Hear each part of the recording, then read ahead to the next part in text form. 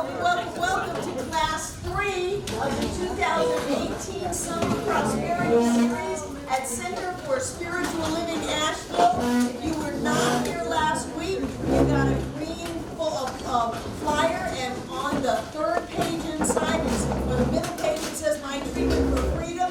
You're going to want to open that up and read this treatment with us. Those of you who have been here before, I am sure you have it memorized by now. So, this is always the question. Are you ready? Yes! Are you ready to prosper? Yes! Are you ready to be rich? Yes! Are you ready to have so much money that you have to hire people to handle? Yes! Are you ready to do what you want to do? Yes! Buy what you want to buy? Yes! Go where you want to go? Yes! And be who you have always meant to be? Yes! We're going to do our treatment for prosperity together aloud. I truly know that God is the source of all supply and that money is God in action. I know that my good is here now. I am so rich and so full that I have an abundance of money to spare and to share today and always. I know that true prosperity includes perfect health, perfect wealth, and perfect happiness. This word which I speak in faith knowing now activates universal law, and I accept the results. I bless all that I have now, and I bless the increase. I bless all the others in the increased income program of our class, and I know that we now prosper together in every way. I give thanks for this good, and so it is. Let's do it again. I truly know that God is the source of all supply, and that money is God in action. I know that my good is here now. I am so rich and so full that I have an abundance of money to spare and to share today and always. I know that true prosperity includes perfect health, perfect wealth, and perfect happiness. This word which I speak in faith knowing now activates universal law, and I accept the results. I bless all that I have now, and I bless the increase. I bless all the others in the increased income program of our class, and I know that we now prosper together in every way. I give thanks for this good, and so it is. Okay, remember, the deal for sharing is that you have had increased income, you've gotten it in your hand, you've got your 10% tithe check with you, and you're going to come up to the front and share. Who's going to share? Judith is going to share. Yay! Some of you may not know I like to cook, and I like to invite my friends over for dinner. Well, last week I invited my new landlady over, and she gifted me $10.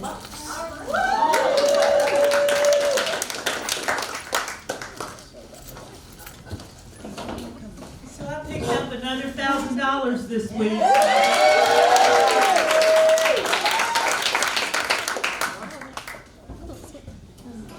And I'm not doing tricks for it either. Not what I heard. Hi, well, a couple of years ago, I took a class with John, and even though I had kind of known what my purpose is, he, in that class, really helped us to define what purpose for our lives that we wanted. And so for me, a big part of that is to be able to share the gifts that I feel I've been given to help others, to help inspire and motivate. So I wrote and developed 4 classes for the YMCA on health and fitness, including how to get motivated for exercise, how to stay motivated, what really is meant by the word fit, that might surprise a lot of you, and all kinds of other aspects. So I developed this class, and I presented it to my boss, who loved it, and then they presented it to the administration. And they said, let's run with this. And so I did the first round of the classes, and it was such a hit, and I got so much positive feedback from members that the administration contacted me and said they want to run these regularly. So they want me to offer these classes on a regular basis. And the great thing is, I'm not only able to do this kind of work and help inspire and motivate others, but because they said they wanted to run it as a private class for pay, that enables me to get the highest pay scale available from the Y. So that's what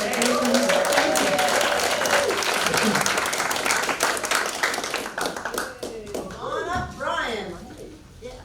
Hey guys, I sent out some invoices not too long ago, and I had one invoice that I was owed money for well over a year, and I didn't expect to get it. He hadn't replied to my other invoices that I've been sending out, and finally, unexpectedly in the mail, I got a check for $1,000.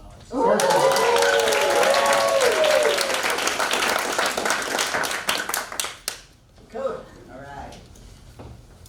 Good. Well, I helped a friend out a couple of weeks ago, and things went well. And he called me and said, "Hey, I've got some money for you." And I said, "Great, send me a check." And I said, "So, what are you going to send?" And he said, $4,000. I said, "Great."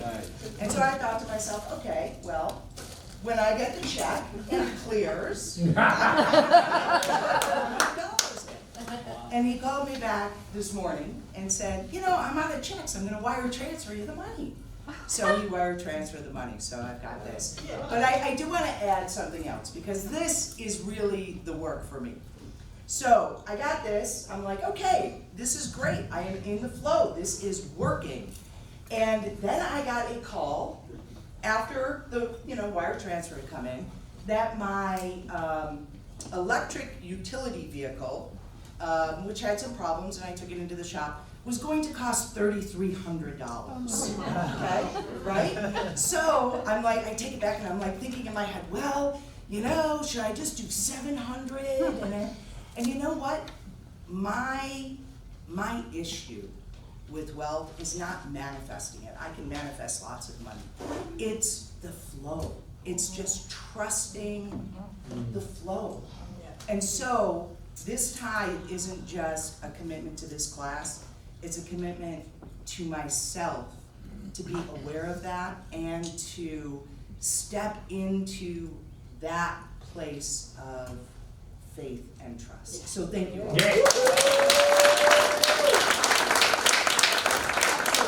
Excellent. Anybody else? Are you getting up? Yeah. Okay. Divorce and company sent me a check for $75.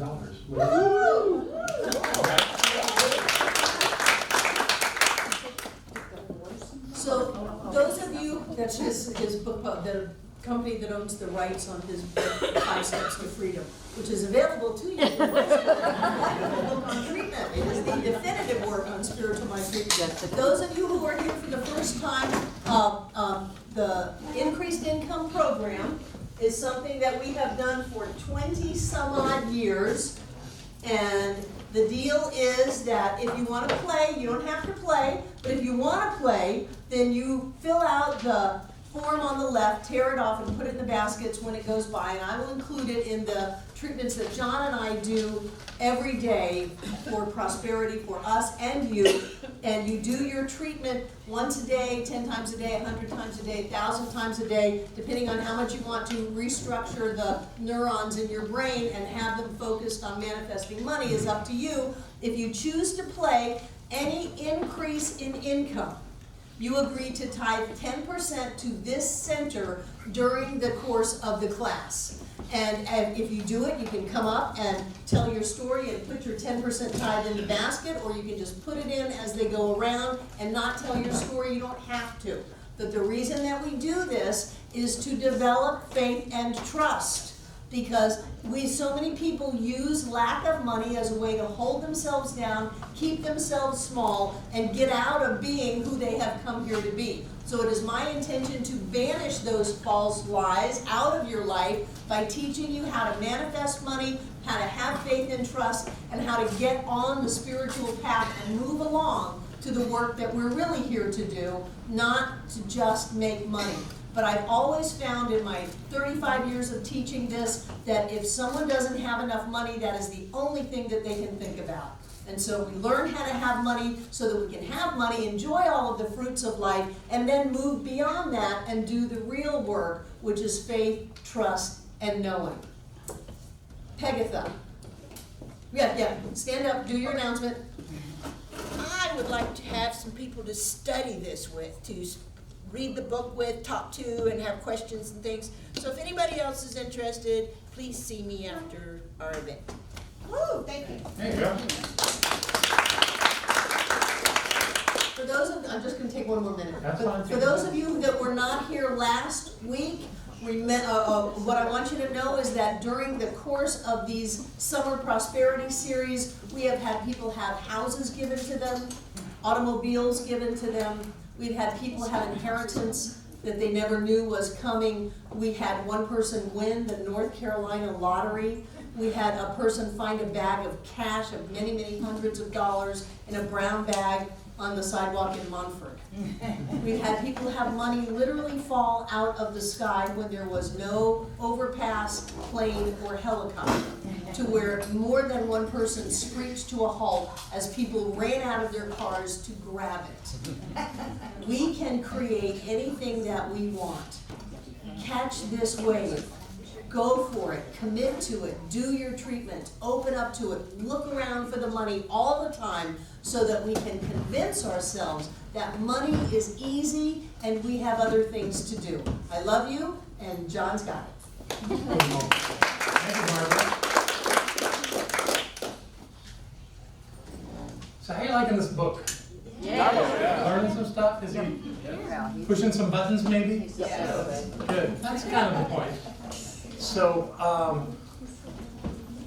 last week we talked about the first, I think it was 7 chapters. They were short chapters, but they really gave us a foundation for moving into this work. Now we're going to talk about the secrets, the things that we would call the secrets. And we're going to do them pretty much in order and start from 1 and run through to 20. We're going to do 4 of them a night, and if anybody does, did you talk about the syllabus? No. Okay, so we have the syllabus that says which readings for which weeks. It's not a lot of reading. You know, it's just enough to make it interesting. So what my take on this is that I don't really want to regurgitate what Fenwick said to you. I want to expand on what he did. He wrote this book in the 1920s. I have absolutely no issue with his direction, but there's more information these days. So we're going to take the class time to expand on what he's told us and go from there, okay? So that's the plan. And we begin the first, let's see, what comes up as we run through my many, maybe I need to turn this on. Maybe if I put the other part of it in the computer. On the roll of this stuff tonight, technology. Yeah. Ah, there we are. Physical fitness and personal magnetism. As soon as I saw physical fitness, I said, Jen Holmes is going to be sitting on the front row. She's the expert. I'm not going to take that on. And I'm not here to tell you how to be physically fit in your life, but my passion, the thing I want to talk about around this is energy. We began that conversation tomorrow. A number of you were in our celebration yesterday and heard me talk. We talked about energy fields and energy centers in the body and did some work around that. And I found that very powerful in my life to work on the idea of energy. So I thought tonight the way that we should move forward is to look at this idea of how we have energy in our life. About 4 weeks ago, I gave up coffee. And what I learned from that, other than it can be very painful, they say it takes 3 days. It takes 3 days for the headaches to stop. Doesn't mean that you suddenly are fine. after you've been drinking coffee since you were 15. What I learned from that is that all my life I have used artificial ways to up my energy level. Coffee in the morning, coffee before class. We won't call it an addiction, but I got caught up in the little energy shots too. Because they work. They all of a sudden pump you up and get you to where you have plenty of energy. But it's fake energy. It's not real. It's not really what, and it's hard on your body. So it was good that I decided with Barbara to go through this program where we have discontinued the use of caffeine. And I don't know if that's forever, if it's for now, but it is for now. And I'm learning to be with that. And you know what? I'm okay with it. So I'm interested in this idea of how do we expand our use of energy. Anybody ever have the afternoon thing where you just... Many people have that. So we're going to talk about some of that today, why that happens, and how to get around it. And what we're going to do is look at this idea of you keeping our personal energy high, working from that place of having enough energy to move through our day. And there is methodology around this. There are ways to do this. And I was quite fascinated with some of the research that I did and what I found. Circadian rhythms, familiar with that? Yeah. I am too, but do you really know what the circadian rhythms tell you about what's going on with your body every day? Let me read you some of the things on here. Yeah, it is a little hard. So let me give you an idea what's on here. It says around 9 p.m. that your body starts to secrete melatonin, which is that thing that helps you regulate sleep. And you go through your night, your deepest time of sleep is at 2 a.m. And why am I awake at 2 a.m., you might ask? Well, that's the natural circadian rhythm. Your lowest body temperature is at 4:30. Isn't that interesting? In the morning? And this is morning, this is 4:30 a.m. And then about 6:45, you have your sharpest blood pressure rise. So we're going to start doing our blood pressure before 6:45. Melatonin secretion stops around 7:30. At 10, you're at the highest level of alertness for the day. That's why so many people that do high mental activity try to do it in the morning, because that's when it's the highest, that's when it's working. I always write in the morning. That's the best time of day for me, and I hear a lot of very successful writers write before noon. What do you want to say, Betty? I was just saying that these are what would be considered average, I'm assuming, because at 10 o'clock in the morning, I'm usually not even awake yet. Well, we're going to talk about I'm that. not awake yet. We're going to talk about that. So maybe you've shifted your whole focus because your body knows it based on when you're sleeping. Yes, sir. So what's that? If you sleep. Exactly. We're going to talk about that too. Let me go ahead and around this. Highest alertness at 10. At 2, you have your best coordination. 2:30 it says. 3:30 fastest reaction time. 5 o'clock your greatest cardiovascular efficiency and muscle strength. This is why athletes do their workouts in the afternoon, because that's the rhythm. That's when your body is working optimally. Highest blood pressure at 6. Never take your blood pressure at 6 p.m. The highest body temperature at 7. This is a rhythm. This is a rhythm of a 24-hour cycle that happens with all of us to one degree or another. You can't just discount this rhythm. You may disagree with the timeline, Betty, but this is a real rhythm that human beings go through. It's important to know that. It helps us be efficient with our time and our energy and what we're putting that energy into. So I invite you to use them. So that's circadian rhythms. I'll bet you haven't heard of this. Ultradian rhythms. Who's heard of it? Okay, nobody's heard of it. I got a new one for you. Fantastic. This is actual research that shows during a regular work day, we go through cycles. You start with I don't know, it says arousal. I don't think that's anything sexual. I think what it's talking about is the idea that you get into your work and you get focused on it and you put a lot of attention on it.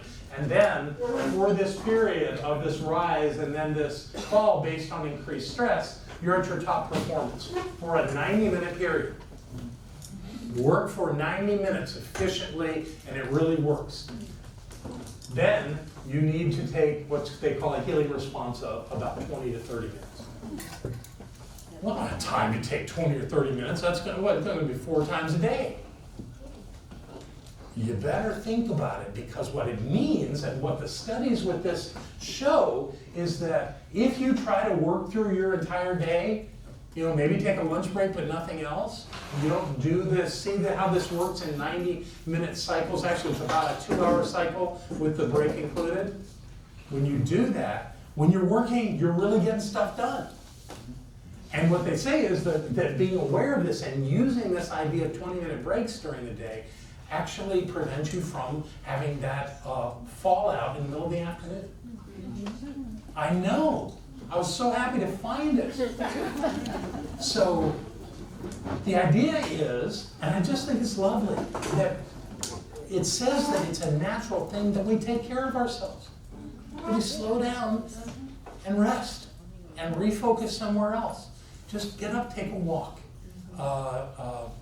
Put your head back. Put your feet up for a few minutes. Get that time down and then go back to it. And what this is saying is, when you go back to it, you're all excited again. You're going up into this curve. What a great idea. So I wanted you to know that as far as energy goes, energy is not a constant in using the human body, that it has cycles. It has both of these kinds of cycles that if we pay attention to them and use them, it makes us more effective in what we do. Not a bad plan. So what's the healing, so just taking a break? Just take the break. Get away from whatever it is you're focused in. If you work at a desk, great. If you do physical things and you have to move around a lot, just take a break. Stop. If you're sitting all day, go move a little bit, but don't do it. Don't go exercise. Just spend some time away from what you were doing. Yes. One of the things that I learned when I went to college again was that you can't study and retain information for more than an hour or an hour and a half. You have to get up. You have to go get a snack, take a break, go listen to some music. What parents will say, you get back there and do your homework. It's not helping, because you just won't retain any of it unless you take a break. That's true. Thank you, Barbara. What do you want to say, Rick? I've noticed in working around here, especially outside, occasionally, when I get to a stopping point with what I'm doing, I often feel led or guided to do something else. Mm-hmm. And something usually that I kind of wanted to do and I'm looking forward to. And I just kind of shift over there. And sometimes it seems like I'm just over here and over there, but things seem to flow for me when I do that. Well, one of the beauties of this is this idea of taking a rest is we have to pee. That can be a call to take a little break and not just go pee and run back and go to work, but breathe through it and allow yourself to recenter. I think there's something to this. The whole idea of the Sabbath, the 7-day cycle, where you take a day off. It's the same kind of thing. I think it's just required that if you're going to get the most out of your time and effort, you need to step away from whatever it is you're focused on and rest your mind, rest your eyes, rest your body, or move your body a little bit, just to have a different experience. So I just wanted to share that with you. I thought that was powerful stuff. Okay, so we're going to talk about personal energy. And my research shows me that there are 4 dimensions to it. These will not be a surprise to you what the dimensions are, but I have a lot of data that I want to share with you about it as we go through this, so this should be interesting. Personal energy. The first one is pretty logical. It's the physical energy. It's how your body uses energy, and your body couldn't function without energy. Every aspect of your body requires an electrical charge. You're an electric machine, you're like a battery. And your job is to use your body in a way that is effective with the physical plane. It's not separate. And even though we all know that we're spiritual beings, our bodies are in the physical plane. And our bodies require some things that maybe we'd like to do without or do differently. But there's some things that really help us do it well. And we begin with sleep. I know some of you have some very strange sleeping habits. Let me read you what I found in my research here. A good night's sleep improves learning and problem-solving skills. Sleep also helps us pay attention, make healthy choices, and be creative. Studies also show that sleep deficiency alters activity in some parts of the brain. If you're sleep deficient, you may have trouble making decisions, solving problems, controlling your emotions and behavior, and coping with change. Sleep deficiency also has been linked to depression, suicide, and unreasonable risk-taking behavior. Hallucination. Yeah, absolutely. Yeah. Sleep is involved in healing and repairing the heart and blood vessels in your body. When you sleep, things get repaired. And it makes sense because you're not really using your body. You continue to operate with your heart beating and your breathing and all, but you're not exerting when you're asleep. So that makes great sense. Ongoing sleep deficiency is linked to an increased risk of heart disease, kidney disease, high blood pressure, diabetes, and stroke. Yeah. Sleep deficiency also increases the risk of obesity. People who are sleep deficient are less productive at work and at school. They take longer to finish tasks, have a slower reaction time, and make more mistakes. After several nights of losing sleep, this is fascinating, even a loss of just 1 or 2 hours per night decreases one's ability to function as if you, so much so as if you had not slept for a whole day or two. That means if you go 3 nights with a deficient amount of sleep, that's just like staying up all night. And that's amazing to me, because we think, oh, that's all right. So what's the right amount of sleep? 6 to 8. It is, but 8's better. 8's better. And if we set our intention to have 8 hours of sleep at night, we would not be sleep deficient. And these things that I'm learning so much about would not be happening the way they're happening. Yes? The other thing that sleep is so important for is during REM sleep, when our eyes are going back and forth. That's, Go ahead, just so we hear it all. When we have REM sleep, when our eyes are going back and forth, that's a time when we're actually processing all the things that happen during the day, especially the things that we find frustrating or don't get resolved. And so if we don't have that processing time, we end up with all kinds of problems with anxiety and depression. Thank you. Yes, Agatha.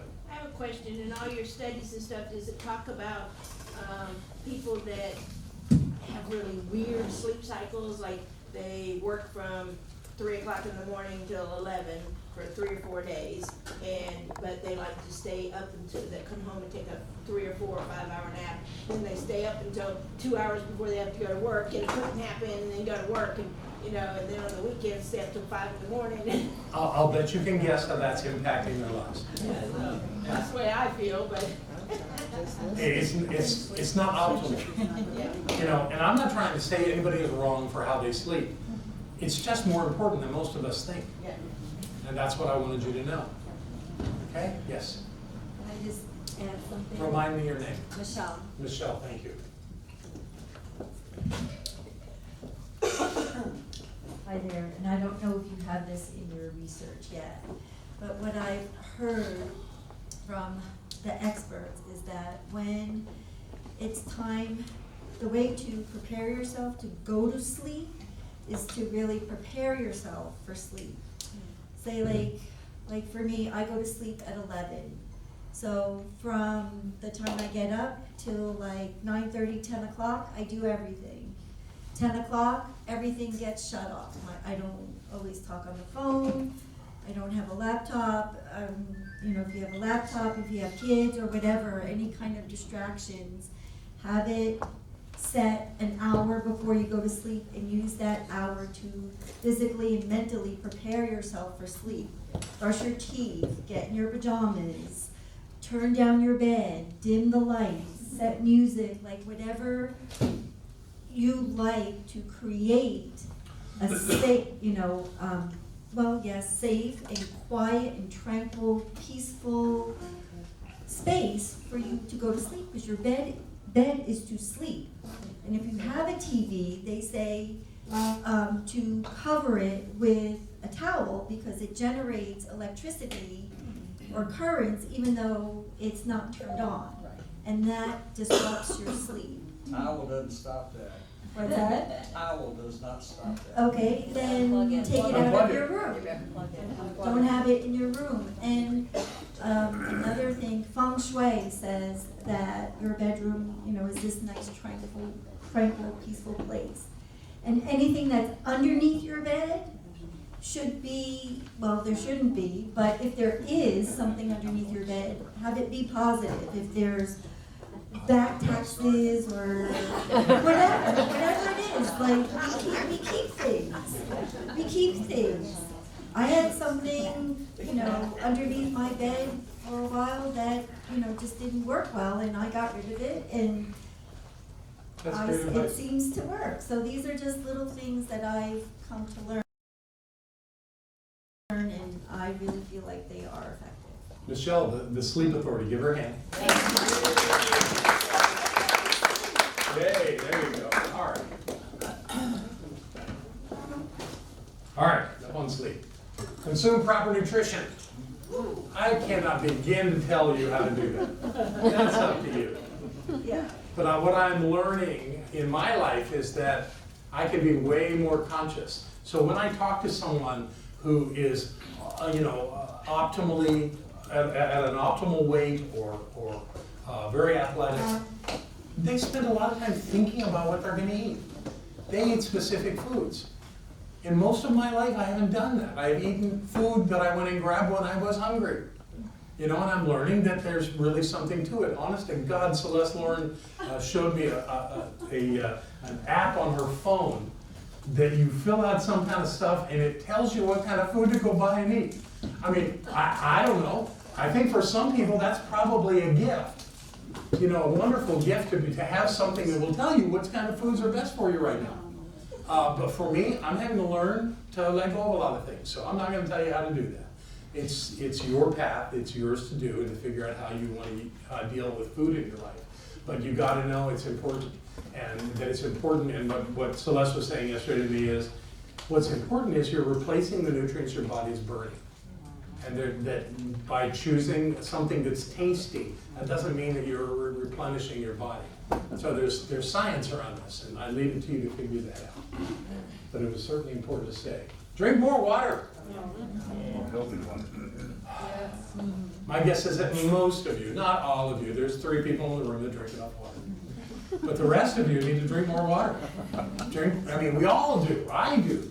I'm right now, what I understand is that according to the American Medical, what's it called? The American Medical, no, it's not the AMA, American Institute of Medicine, currently recommends that men should drink 104 ounces per day, that's 13 cups of water.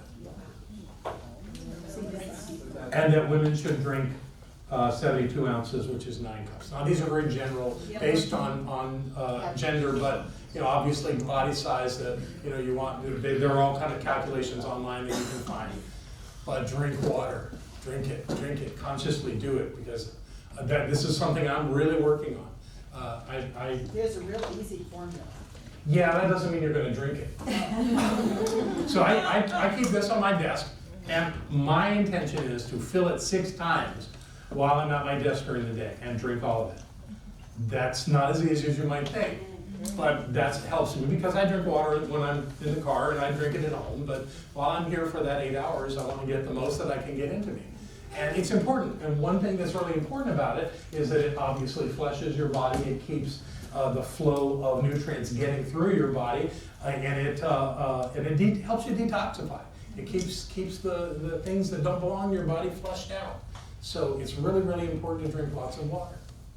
Okay? Anyone want to challenge that? Oh, no, Yes, sir. I was gonna add on that, it's also, I heard that it's healthy to hydrate off of tea, as long as there's no caffeine in it. It's like herbal tea, and you're not adding sugars or anything to it. I've heard that, my brother's like into that. Yeah, I don't know about that. I know that when it says drink water, I have to drink water. Yeah, you have to like hydrate off that yogi tea stuff. I'm sure people do lots of things, but what I'm certain of is that if it has things in it, it's not going to get you what you want, which is that hydration from the water. Breathe deeply. I have been so transformed by this idea since 3 months ago when I started doing yoga.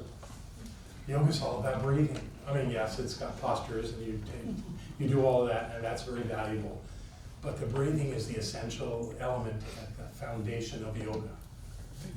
I remember years ago hearing someone give a talk about breathing and how you can change your entire physiology by increasing your breathing, by breathing more deeply. Now, we go through life, we don't breathe deeply, we breathe shallowly. That's what we do. We're human beings, we're focused on something, and our breathing kind of takes care of itself. When you take a yoga class, you have to think about every breath you take.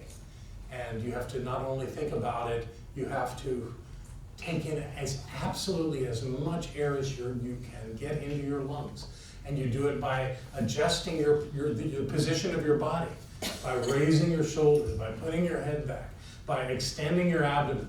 And then you turn around and do it the other way, where you push all of it out to the point where you squeeze your navel against your spine to make sure you completely empty all of that out. Because if you don't empty it all out, then that part stays.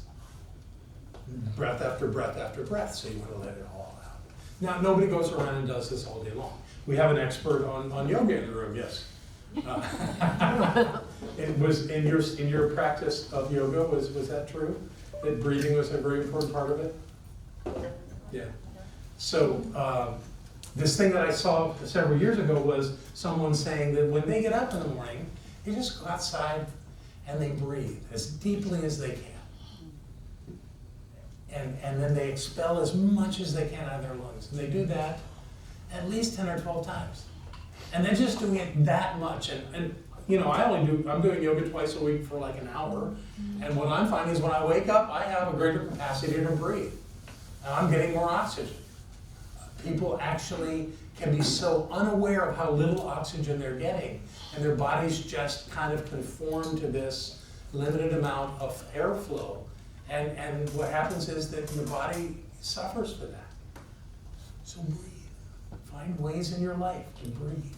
Breathe deeper. Take as much air in as you can. And just not all the time, because that's not the way life works, but if you do that once a day, it'll change you. It really will. It's already changing me. So breathe deeply. Exercise. Again, I couldn't possibly tell you how to exercise. Everybody has their ways.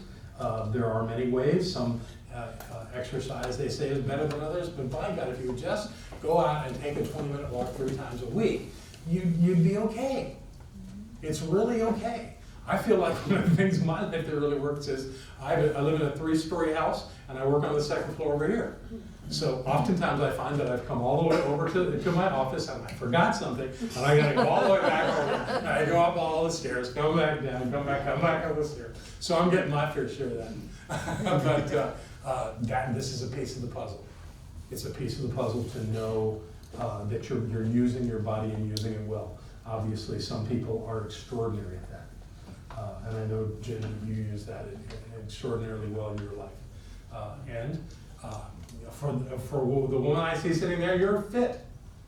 You know, you take care of that. That's good for you, and it's good for all of us. So that's the last piece that I have for you on physical energy. But that was only one of the 4, remember? We have 3 more. Emotions, the quality of energy, or as it'll say on the next slide, the subtle energies. Because we talked yesterday about this energy field around your body, how it contains your emotional state vibrationally, and that when you're feeling energy, when you're feeling an emotion, it's an energy, it's a vibration of energy around your body.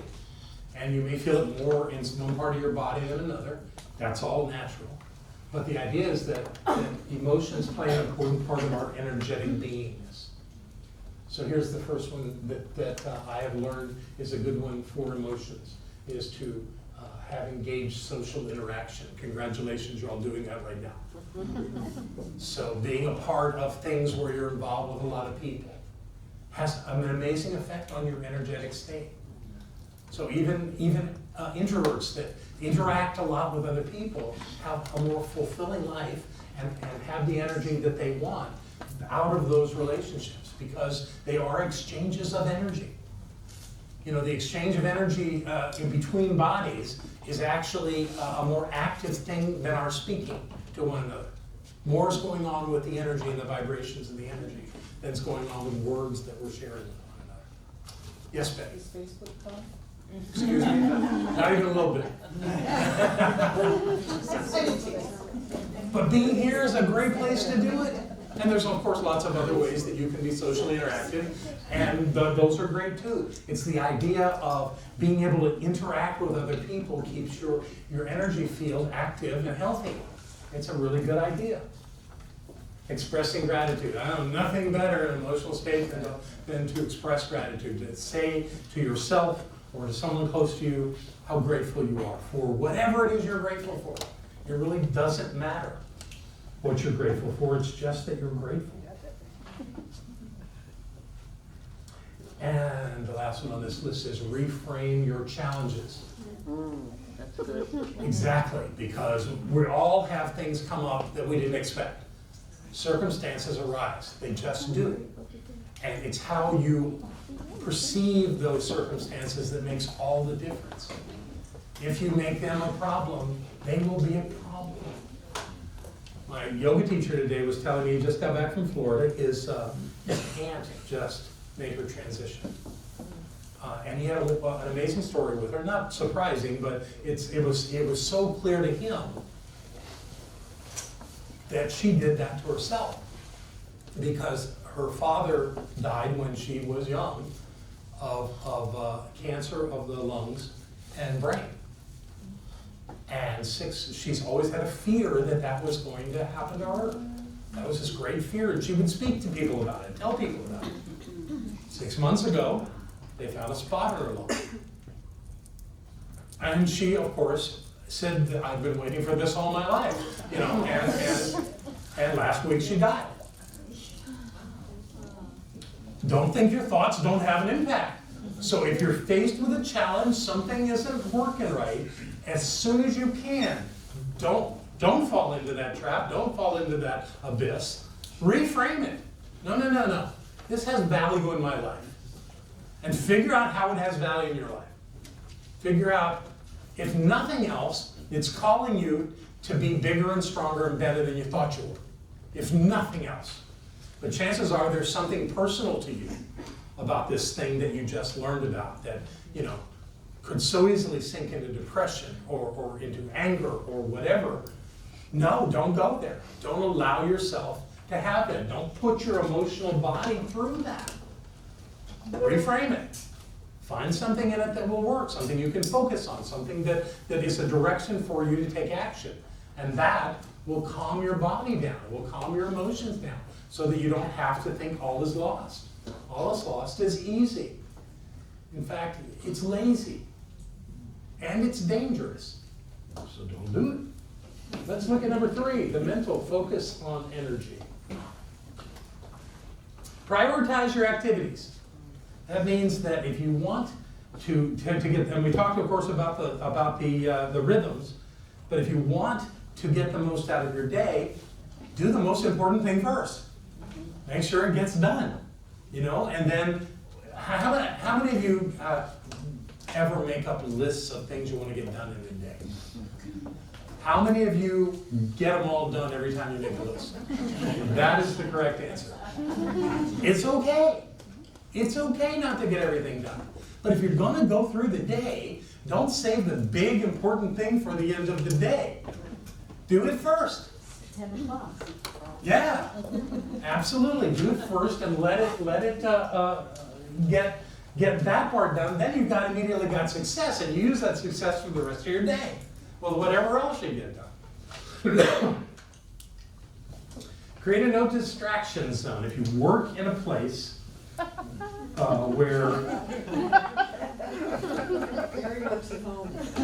everybody has their place. Sometimes it's at home, sometimes you have an office. Whatever it is that is your work area, be kind to the people that love you because they want your attention when they want your attention. And your coworkers, they want your attention when they think they need you, and they're going to interrupt. But there needs to be times during the day, probably in 90-minute cycles, where you take care of what is yours to do and not theirs. And then take care of theirs, help them with theirs.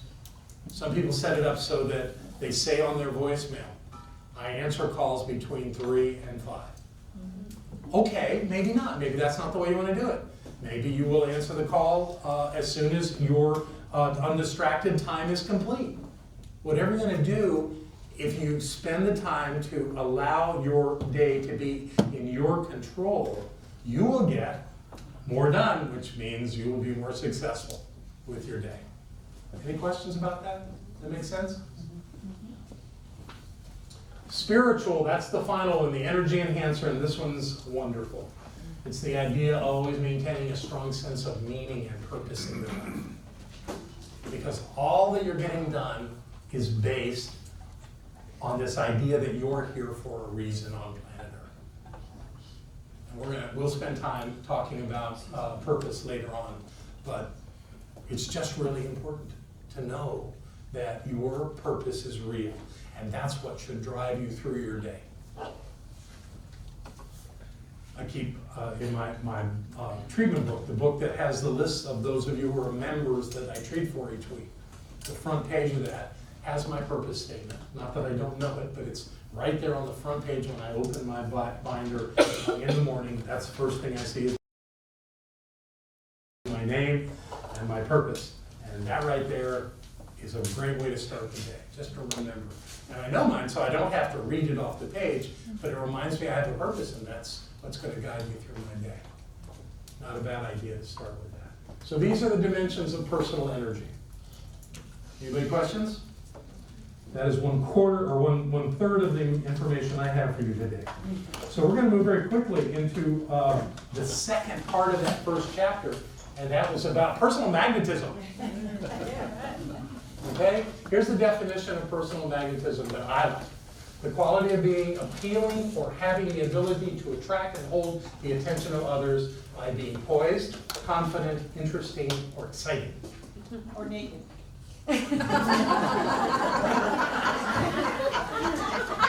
There's too many variables there.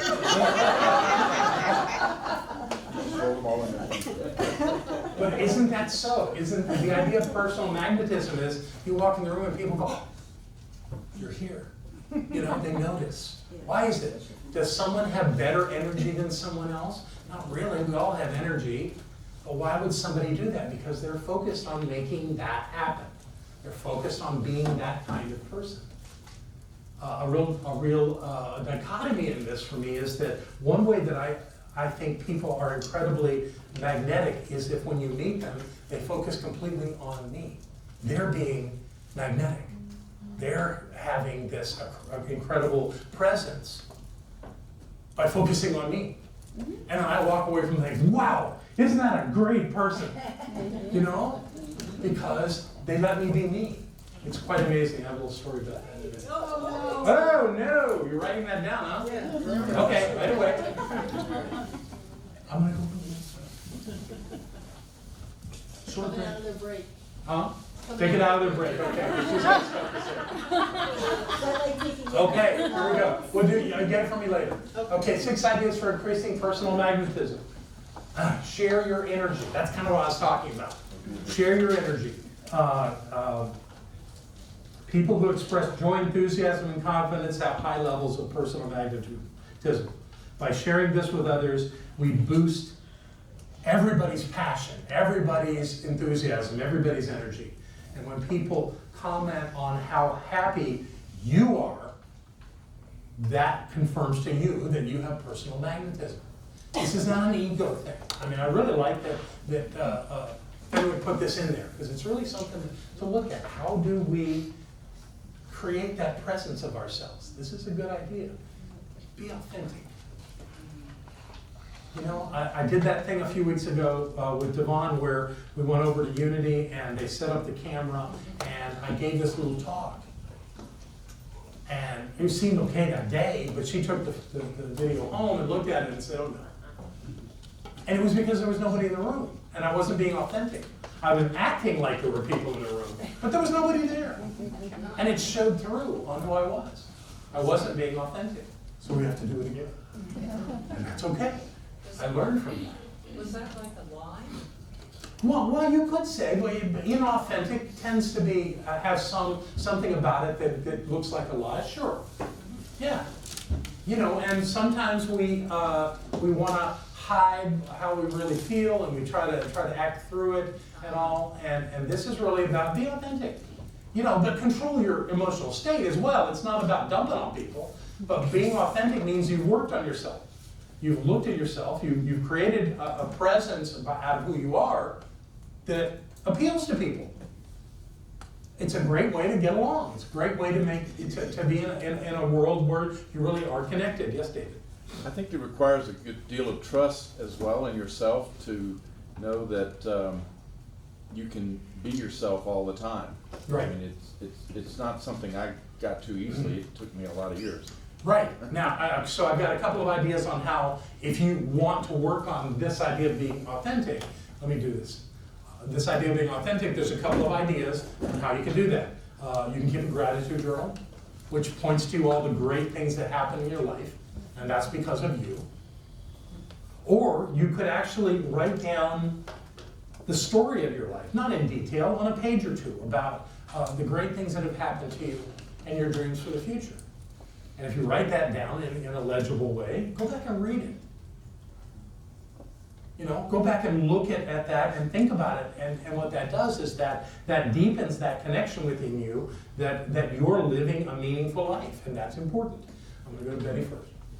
I was just gonna say that sometimes it's very difficult to be authentic, because when you greet someone, the first thing they say, well, how are you?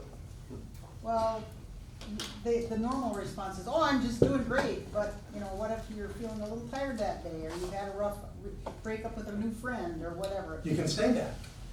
They don't expect that, though. It's not about their expectations, it's about being authentic. Well, People appreciate that. I mean, you don't dump on them. Well, yeah, I know. But you know, you let it be okay that you're working on something. It's really okay. Yeah, and by starting that conversation with it's really hard, makes it hard. So you might want to look at that too. Yes, ma'am. I was gonna say, when you're writing the story of your life, you can also reframe it. Absolutely. And make it to where You can absolutely reframe it. down and build yourself up that way. That's absolutely right. Good point. Very good point. Okay. Increase your human connections. We were there just a few minutes ago on the other one, right? Connections are very powerful and very helpful. So what does that look like? What can you do that makes your connections more authentic, more real, more valuable? Well, I take it this group. I came up with a couple of ideas. First of all, work at remembering people's names. It's so helpful. They're so pleased when you remember who they are. You see people light up here when I remember their name. You know, and then there's always going to be that person you got to ask a few times. You know, but what happens with that is you learn their name. You don't faint away or pretend, because then it looks like you've got something against them. Say it. I forgot your name. Would you tell me again? And at some point it'll click. Also remember little details about their lives if you can. Just a little something. You know, how's your mom? You know, how's that project you've been working on coming along? something like that. God, they feel so acknowledged. And that connection is magnetic.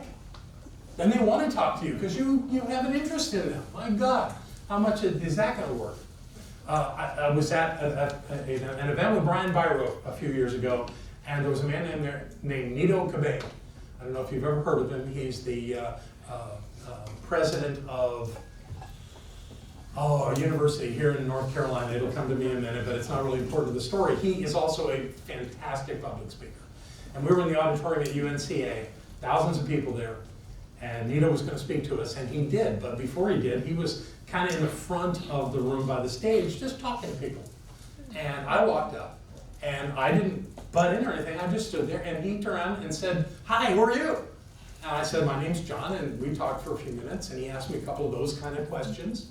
And then it was about to start, so I went and found my seat, and he got up on stage, and he did a phenomenal experience for us. It was wonderful. And afterwards, as Barbara and I were leaving, I realized that the door near the stage was the quickest way to our car. So we kind of worked through the crowd heading that way, and he'd come off the stage, and he said, "John, really nice to meet you." Really?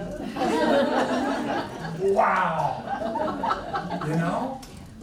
That man has personal magnetism. It's quite amazing. Deliberately inspire and uplift others. This is not hard. In fact, it's fun. When you're around people, find a way to tell them how great they are. And if you don't have anything specific around that to tell them how great they are, tell them you believe in them. If they're going through something, if they're struggling with something, let them know you believe in them and you know they can do it. It's amazing how much people appreciate that, to be supported. And it doesn't happen a lot. You're going to have to manage these a little bit, Betty. Okay. Reject all forms of heavy energy. Now, what the hell is heavy energy? That's my term, because I don't believe in positive and negative energy. So heavy energy is energy that we don't want to be around. Heavy energy is anger or fear, or things that are really heavy like that. And it's not that we are, or if someone's struggling, that we're not going to be there for them. It's not that we're saying that we can't be there for them, but we're going to do our very best to not get caught up and hooked into what's going on with them. It was. And there's two forms. There's the outside and there's the inside. The outside is where someone tries to kind of lay their stuff on you. They're not trying to be mean. They're actually looking for someone to acknowledge that they're really struggling with life. Don't get hooked. Don't buy in. And that doesn't about being mean. It's just about being clear. My teacher, Rocking Bear, when someone would say something about how hard life is or how difficult or whatever it was that they would say, he would say, "That's not true for me." And it would cause them to pause and think about it. And I always thought that was a very powerful way of doing it without being offensive. And then there's the other kind, and that's your inner heavy energy.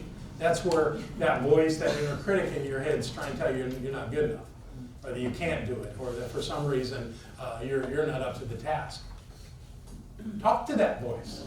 Don't let that voice get away with that. Don't just go. Don't talk to it. Say, "Wait a minute.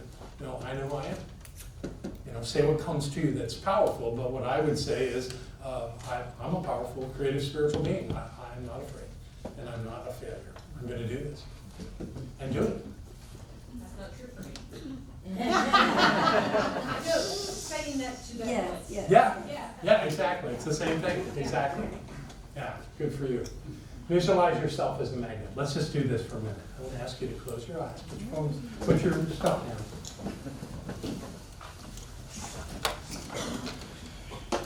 Probably drop the energy. Or you have the lights for just a little bit. This won't take long, but I just want you to feel this. I want you to relax. If you would, put your feet on the floor. Put your hands in your lap. Don't clutch them together. Just relax your body.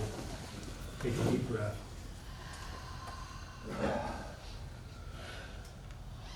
I want you to begin by observing yourself as pure spirit.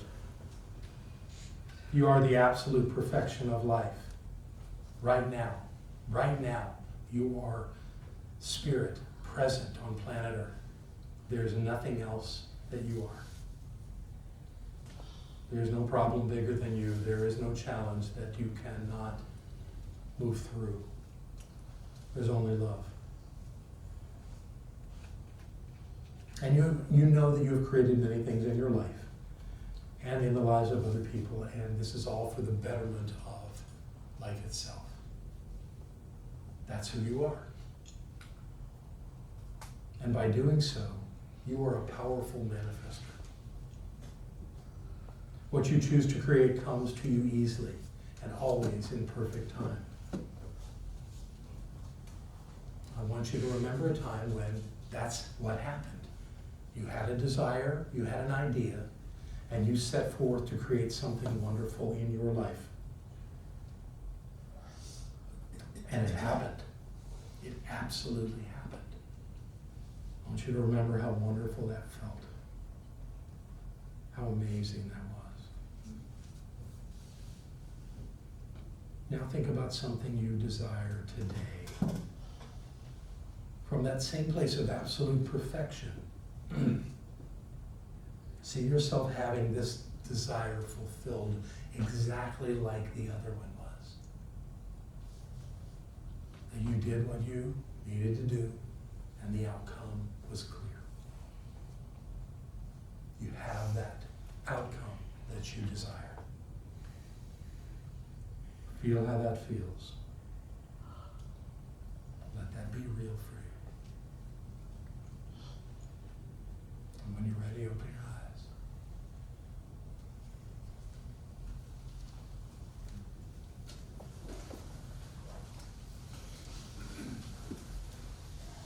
Feel good? If you link something that you know happened with something you want to have happen, it enhances the ability for it to happen. It's the same thing. Nothing's different. So brace yourself. Barbara's going to turn the lights back on. Can you repeat that sentence you just said? No. But it'll be on the recording. I have to go through the last one because it's the second chapter. Do this quickly. Mental alertness. Now you'll see a great overlap. Some of those things I'm not going to spend a lot of time on. But I want you to see some ideas around improving mental alertness. Develop a healthy habit of reading. Do you know that 40% of college graduates never read a book after they graduate? 40%. Yeah. So the idea, here's the reason that reading works in mental alertness is that you're reading words and you're turning them into visuals in your mind. You're seeing what the writer is talking about away from the page. You're not seeing it on the page. You're taking the words and translating them into something else. And that's high mental function. That's more, watching a movie is not the same because you see the people, they're saying the words. You don't have to imagine much at all. It requires imagination to read. And it really does develop your mental acuity to read. So the idea is, set yourself a goal. Read a book a month. And then pretty soon you'll be reading 2 books a month. Or yeah. I mean, you get like that, you know, people that are good readers obviously have, in most cases, a high mental intellect, you know, because they are able to do that function. So I encourage you, if you aren't reading, read. Stay mentally nimble. That's the idea of doing puzzles and Sudoku and all of the little tricky things that you can do online. There's a zillion apps, crossword puzzles, whatever it is that you do. By doing those things, you're actually developing a higher level of mental alertness. You're sharpening your mind. You know, they sell those pills online. They say that they come from a jellyfish. I don't want to. Get enough sleep. I think we talked enough about that. Drink plenty of water. We did that too. This is for mental alertness. There's actually proof that if you don't drink enough water, you cannot be mentally alert. Manage your stress. Oh yeah, manage your stress. Stress impairs your ability to focus and to be productive. We cannot eliminate stress entirely from our lives. However, managing stress is the key to maximizing our mental alertness. A couple of stress relievers. Instead of telling yourself, this is not going to work out, tell yourself it is already working out. Another one that Barbara is the master of is, do not say I have to do something. Say I get to do something. Take the stress out of it. Make sense? Oh, and it's almost. Eat healthy foods, we did that. Take fish oil to feed your brain. Apparently those, I'm not healthy fish. But things like cod liver oil and all, which taste awful, but are very good. The acids in those are amazing in helping your brain function at a high level, and don't do things that hurt your brain. There is absolute research that says drug abuse, smoking tobacco in large amounts, and abusing alcohol will mess up your brain something. The Slurpees on a hot day. I've put a ton of information to you that I really wanted you to have all this. I hope it was helpful. Thank you.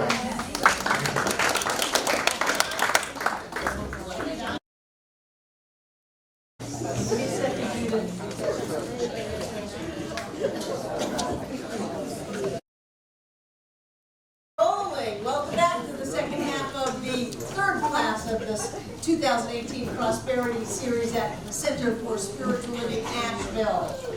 I get to talk about personal appearance. And I know that when Fenwick wrote this a long time ago, he had some very rigid ideas about how people should look.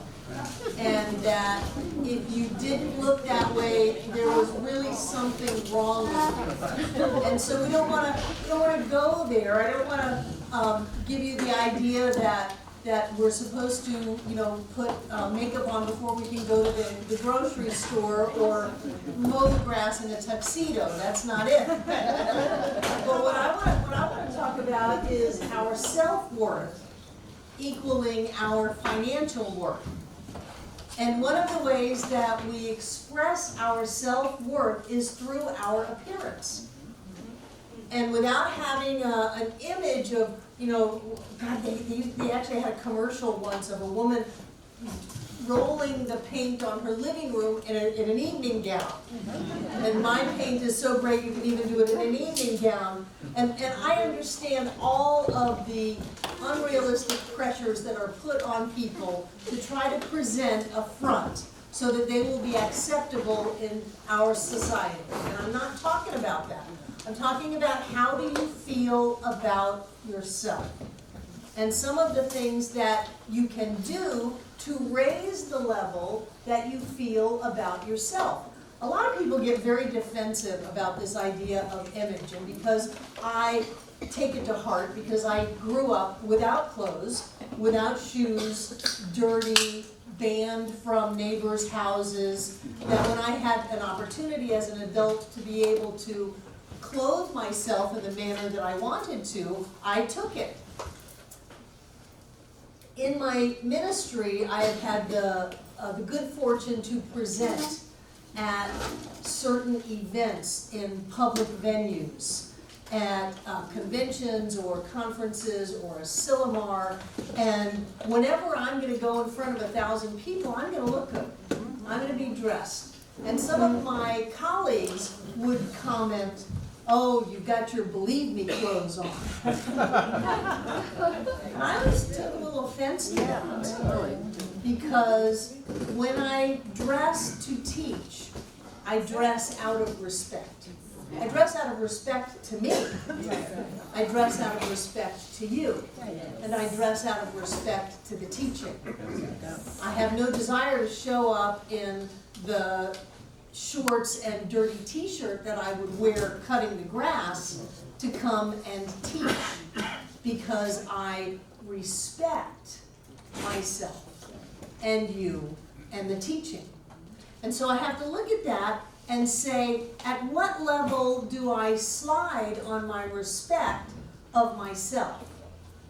And again, I'm not saying that you should cut the grass in a tuxedo. I don't want you to do that. But when you're going to go out with friends, it's a good idea to take a shower or take a bath. I had to fire a greeter once because they just wouldn't bathe. And I said, you can't do that. You can't stand at the front door and hug people if you're not willing to do some basic hygiene over the, and I gave them a lot of space, over the 24 hours before you come here. And I was thinking about that, and this thing about, well, I'm just okay the way I am, that's a defensive posture of being not okay. And it comes from a lack of self-worth, not overflowing self-worth. When we say, I don't deserve to be able to have basic things that would make me feel good, like a clean shirt on, or shoes that don't have holes in them, or something like that, when we're saying I don't deserve that, it comes from a lack of self-worth. And I believe that our worth inside of ourselves equals our worth on the outside. And I think that's where Fenwick was coming from when he did the chapter on personal appearance. He told the story about the guy who was a principal of a school in the country, and he was going to get a big promotion, except he had these awful shoes on with no shoelaces, and whoever was coming to check him out said, well, if he can't even handle his shoes, how in the world is he going to handle a promotion? And I want us to think about, is this really the way that we feel good? Because that's the point. It's not what you look like. When I go out with shorts and a t-shirt on, I feel good about that, but then they usually match, you know, and they've got some kind of cuteness to them and all of that, but I feel good about that. So it's not what you wear, it's how you feel when you wear. But I would really encourage everyone to see honestly, is that really what I want? And do not let, I can't afford to buy something new to get in your way. Go to the secondhand shops, treat. When I treat before I go shopping, I find the best deals in the world. I've been able to walk into Belk and get things for 1/10 of what they're listed at. So when you are looking at what would I want, don't limit yourself to, well, I don't know how I can afford that, I don't know where to get it. Treat it.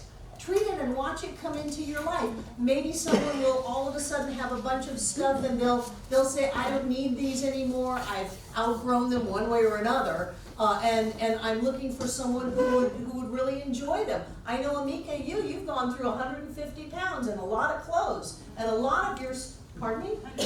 106.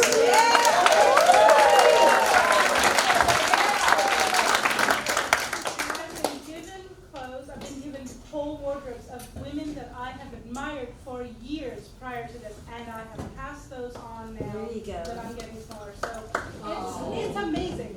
Yes. It's amazing.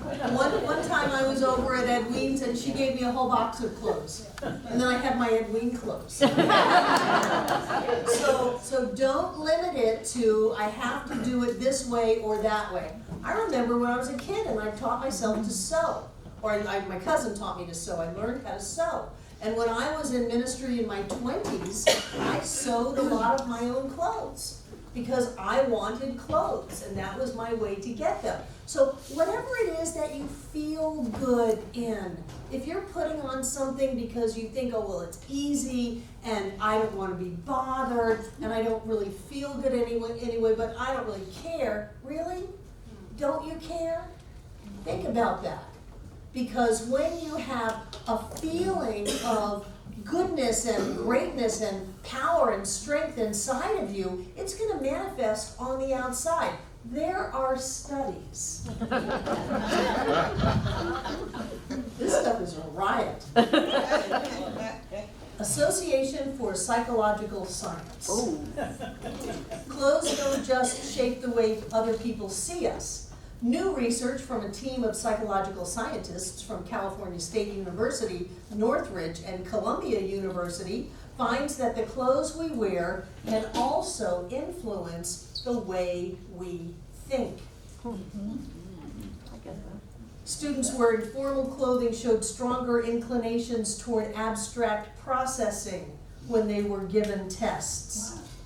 The formal attire, it's not like a tuxedo, was being described as something they would wear to a job interview. Probably a shirt, maybe a jacket. while the more casual set of clothing was described as something the students would wear to class, probably shorts and a t-shirt. Participants were randomly assigned to change into either their formal or their casual clothes. The students then completed a test of their cognitive processing to determine whether they were more focused on the big picture or on more fine-grained details. As predicted, participants wearing formal clothing favored global processing over local processing more often than students wearing their street clothes. The people with dressed up could see a bigger picture than the people dressed down.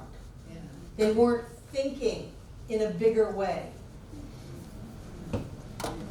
Check this out.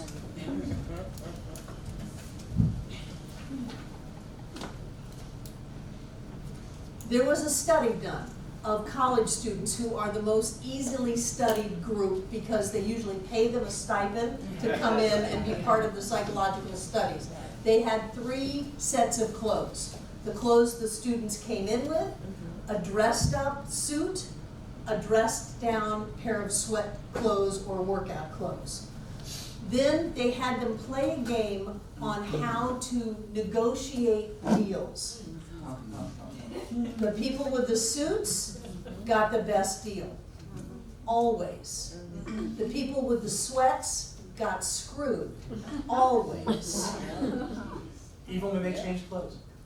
Yeah, same people, different clothes. If you're gonna go buy a car, dress up. They say that it puts you in your power to be dressed. Whatever that means to you, be dressed. I know that Steve Jobs wore a black turtleneck and black pants, but you know, I bet he never wore a blue turtleneck. That was his power outfit. And the Dalai Lama is not gonna wear a different colored robe than that orange thing that he wears, whatever that is. Jesus had a seamless garment. It is not spiritual to look shabby. You know, if you want to look shabby, understand that the shabbiness is going to manifest in your life. Understand that when you give your body a little tension, when you shave, when you get your hair cut, when you take a shower, when you do something that makes you feel good about who you are in your skin, that's going to manifest in so many areas on the outside of your life. It's important that you look at how you are presenting yourself, not to the world, but the world will take notice, but to yourself, because you are the one that is most important to present yourself to. We're not trying to be outer referenced here. If I was only teaching a couple of people, I would still dress up. Those of you who have been in small classes with me, I still dress because I want to present what I know in the best way that I can. So I'm not looking for your approval. And I'm not saying that what you're wearing or how you are experiencing your physical body is right or wrong. I want you to check yourself out. And just for my southern soapbox, what has happened to the fine art of shoe shining? I have a thing when I tell people if they're going to get on the stage, they need to be mindful of their shoes, because that's right at eye level. If you wear shabby shoes on my stage, you won't be getting on the stage again, because that presents who you are. So just check yourself out. How do you shabby yourself down or lift yourself up? I guarantee you it will affect your money. And I'm not saying everybody needs to show up in a suit and tie, but how do you feel good? Well, this is my favorite t-shirt, then that's the one you should wear. And you should feel really good about it. But when it gets holes in it, you should stop wearing it. Truly. If you want to experience prosperity, and if you want to demonstrate prosperity, you bring it forth into your world. And so if you are meeting with clients, if you are going on a sales call, if you're doing something that has you interacting with people, then bring the best of you to it. Make sure that you smell good. Make sure that you look the way that makes you feel good, not how other people say that you should look. I mean, I have colleagues that wear robes. Oh my God, I would never want to do that. I have other colleagues that think that me showing up in slacks on a Sunday morning is slacking. You know? Yeah. No. Playing things. So one more thing about intelligence and your ability to function. They had students take a test, a problem-solving test, and then they put a white doctor's coat on them. They scored 50% higher with a white doctor's coat on. 50% higher, because all of a sudden you got smarts vibes on you. So maybe you've got your power outfit, maybe you've got your thing that makes you feel really on top of the world. Wear that. Watch how you function better. And that could be, you know, depending on the circumstance, that could look like from one extreme to another for anybody. Someone going out and selling a landscaping service, they would wear something different, but it would be something that they felt really good about their landscaping service in. So whatever it is that lifts you into that, I want you to think about attiring yourself. This is your temple. John talked about taking care of the inside of it. I'm talking about taking care of the outside of it. You don't have to wear makeup. I like to wear makeup. You don't have to dress in fancy clothes and high heels. I like to do that. But if you put something on you that you feel, well, I'm just getting by, throw it away. Throw it away. And let yourself wear something that makes you feel good about who you are, that has a statement about who you are. And watch how that brings forth a better you than the one you were going to walk out the door with before. Quickly. Michelle, Chris, and then Jane. So just real quick, for ladies and for men, accessories make an outfit. A scarf, earrings, belts, all of that makes an outfit look totally different. Thank you. Chris? I hired a company to come and haul some junk away from the house. And they showed up in a nice truck, but they were dressed in a uniform where they had nice pants and a nice shirt, and they were clean. And you know, you think you're hauling junk, you're not going to be dressed in your nice clothes. Well, this was their uniform, but when they showed up, they were professional, they were dressed nice, and I called them back, right? You know, because they did a good job, and they appeared to me to be someone who wanted to do the job, and they were professional at what they did. Right. Thank you. Jane? Fenwick mentioned powder puffs. Yes. And I had a difficulty with that. Let it go, Jane. Let it go. What he's saying is that a woman back 75 years ago, working in New York City, was dressed and attributed her success to the fact that not only was she smart, not only was she clear, but she was as beautiful as she could make herself. And that smoothed over a lot of doors that would have been closed that day. So don't fight it, Jane. Just let it be okay. Never underestimate the power of cleanliness, of clean nails, of taking care of your teeth and your breath. Never underestimate a little bit of fragrance if that's what you need. I would hesitate to use the word deodorant because so many people are not doing traditional stuff but natural stuff. Use the natural stuff, but keep yourself clean. Do as best as you can. Bring yourself forward from the highest point of view and watch how that affects your interactions, your things that you are working on creating in life, and your bottom line money. Don't be afraid. Don't sell yourself short. Don't sell yourself short in any way, shape, or form. You are way better than that. Now, moving right along, originality. Who but me to do originality? I'm going to give you one of my favorite quotes. from Ralph Waldo Emerson.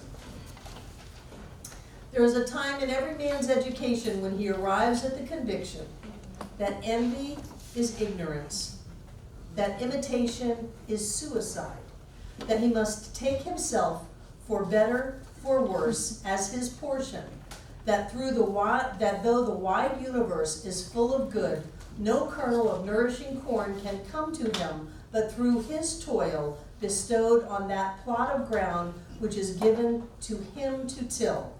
The power which resides in him is new in nature, and none but he knows what that is that he can do, nor does he know until he has tried. Don't try to be somebody else. You are you. You are uniquely you. Some people may have told you that you are too much you. They deal with that themselves. Be all that you can be as you. One of my other favorite quotes is by Carl Rogers, who said, "Who you are is good enough if you would only be it openly." Just be you.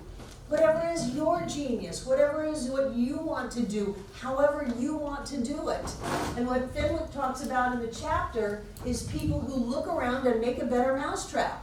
He talked about the person that moved the needle, because I've sewn a lot of my life, moved the hole in the needle from the back of the needle, where you sew by hand, to the head of the needle, where you have a sewing machine. And how that revolutionized sewing. And then hooking horses up to whatever the word was, something about farming. But you can't get those if you're trying to copy somebody. If you are working somewhere and you're just doing in the box what's always been done in the box, you're never going to get anywhere. One of the highest compliments I give to people who work here is, "Thank you for thinking." Thank you for thinking. Thank you for looking at the thing and going, "Well, hey, what about this?" Or, "I know we've always done it that way, but that doesn't make it great, so what about this?" Or, "How about this?" He's saying that you have to be original in who you are and bring that into what you do. It reminds me of Wallace Wattles in The Science of Getting Rich saying, you've got to overfill your place. You've got to oversee it. You've got to look for a better way to do it. You've got to give out more and set the universe in motion and have that come back to you. And the only way you can do that is to depend on the unique being that you are. And to do that, you've got to stop trying to be somebody else. Some of the loneliest times in my life were when I was trying to be somebody that I was not. And even though I would get all kinds of approval from other people for being someone that I was not, it never got to me because I wasn't that person. Who I was completely alone. Nobody knew who I was until I developed the courage to get out on a limb and go ahead and be me. And I won't kid you, I took a lot of heat for that. I got fired from one church for that, for being who I was. And yet, I would never be able to have this and you and us if I wasn't willing to be me. People can see through fraud pretty quickly. People can see through holding back. There's only one mind. Everybody knows everything about everybody else. Think about it. Anything that you've ever done that you think is a secret? Not. At some level, everybody knows everybody. John's talking about energy. You can read energy of people. You know who they are. You know if they're real or not. And if you allow yourself to be real and be you, then you're going to be able to capitalize on that. You're going to be able to think in bigger ways. You're going to be able to notice things and do things that you can't do when you're trying to stay in a box. Please don't stay in a box. Envy is ignorance. I would go so far as to say envy is stupid. Because they don't have what's yours. Only you have what is yours. Imitation is suicide, because trying to be someone else will kill you. It'll kill you. So don't be stupid and don't try to kill yourself. You got to take yourself for better or for worse as is your portion until the plot of soil that is yours to tend, which is yourself. Do what you need to do to bring the best of you forth. Find out what you're good at. Find out what you like. And then when you look at something, you're going to bring all of this passion to it and all of this energy to it, and all of a sudden you'll transform it. And when you start transforming things, and he's dealing with, factories and big mega companies like that, he says when you start transforming things, you're going to start sticking out. You're going to start changing. You're going to start showing up in a different way than all of the other people that are hating what they do and just showing up to do it and to get the not enough money to go home and live the miserable life that they're living. Don't be that person. Be proud of yourself. Value yourself. Trust yourself. Trust that you got what it takes to do what you need to do, to have what you want to have, and to be who you want to be. And then go for it. And if you get this weird idea that I want to go do this or I want to go do that, go for it. I want to go be the national award winner of the green builders in the whole country. Go. I remember when you would sit in my office and say, I want to do green building. That's what I want to do. And I would say, great, go do it. And you would say, but I don't know how to make any money at it. And of course not. But you kept doing it, and you kept doing it, and you kept doing it. Now you're the #1 in the country. Yes.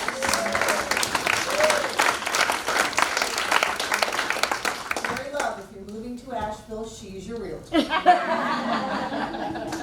So what is it that you love? I remember John L. before you became a groomer, and how you were not happy with your life.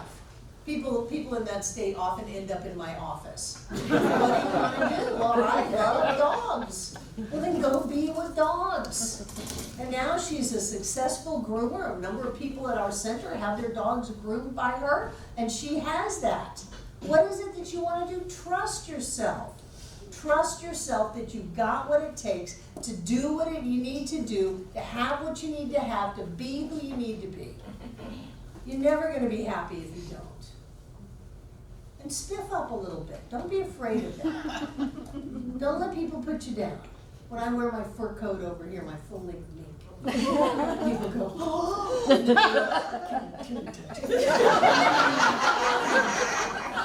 Don't be afraid. I'm a mink girl. I created that thing out of thin air, too. I had it delivered FedEx in a box. I told John I was going to create a mink. I said, don't you dare go buy one for me. It took me 2 months. FedEx delivered it. I opened it up. Out popped this mink full-length coat with fox fur from one of our members that moved to Washington, D.C. And when she got there, she said, oh, the Washington, D.C. crowd, they don't wear the minks with the long hair anymore. I have to get shaved minks now. So she said, I thought you might want that. And she nailed it. I said, yeah, I wanted it. Yeah. So what is it? What is it? It may look like a mink, it may look like a Panther jersey, whatever. Wear it clean, wear it proud, feel good about who you are, and watch how it demonstrates in your life. Trust yourself, take care of yourself, lift yourself up, put yourself out there, think about things, and watch how you get ideas, how your intuition kicks in, how you start to change the way you deal with life, how what you do is noticed and comes back to you, and all of a sudden you're going all around the country building labyrinths. What do you want to do? I want to build labyrinths. Then go build labyrinths. And now you are. That's right. Yes, trust yourself.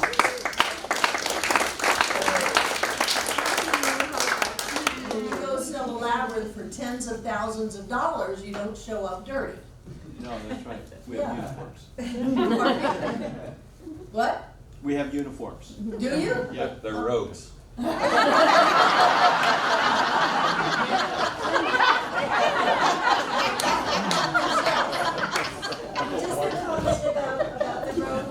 Hugh Hefner, I mean, nobody wears it better than Hugh Hefner. And he was successful with his magazine. He was. I know, but I don't think he was wearing a robe when he was starting playing. No, but then he got, he just started Okay, then. I don't want you to wear robes. Robes really make you feel like you're in your power and in your strength. Don't sell yourself short. If you want those pair of shoes, whether they're leather flip-flops or whether they're heel-skin high heels or knee-top boots, I don't care. If you want those boots and you put them on and you say, I feel great in these, get them, even if they are the only pair of shoes you own.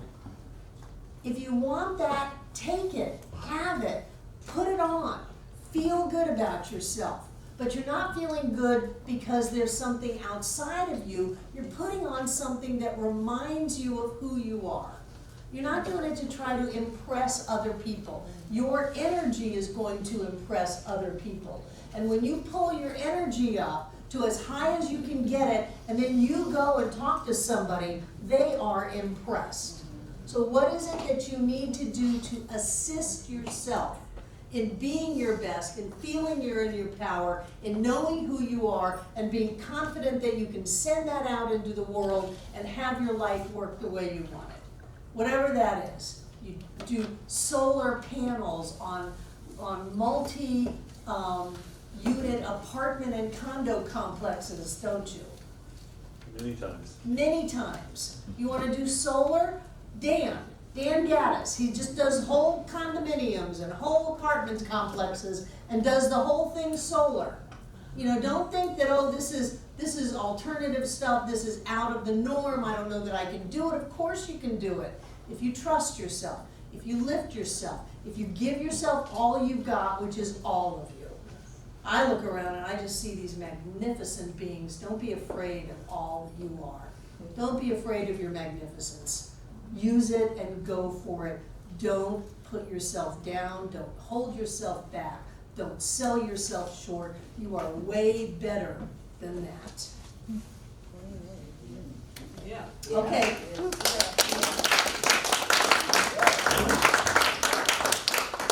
So take out what you're going to give before we get rowdy.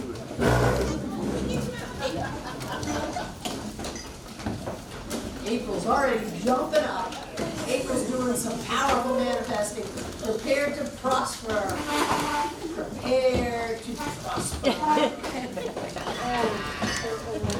Is everybody ready? Anybody still writing?